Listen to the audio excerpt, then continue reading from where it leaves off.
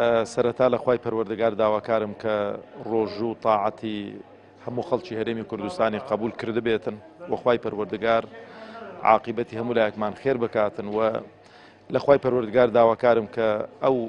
جەژنە بکاتە جەژنی خۆشی و خۆشگوزەرانی بۆ هەموو خەڵکی کوردستان و جەژنە پیرۆزە لە هەموو خەڵکی هەرێمی کوردستان دەکەم و خوازیارم کە ئەو لایەنە سیاسیانە کە چۆن ئەمڕۆکە خەڵک دڵی خۆشە کە ڕۆژی جەژنە لە دوای جەژن دڵی ئەو خەڵکە خۆشتر بکەن بە ئاشتەواییەکی سەرتاسەری و بە چاکردنی قەیرانی دارایی کە خەڵک جیرۆدەی بۆ خەڵک پێی ناڕحەتە و خوازیارم کە لایەنە سیاسیەکان بە تایبەتی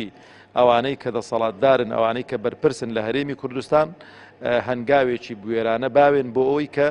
ئەو جەژنەی کە ئەمڕۆکە تێدانە بیکەنە چەند جەژن لە هەرێمی کوردستان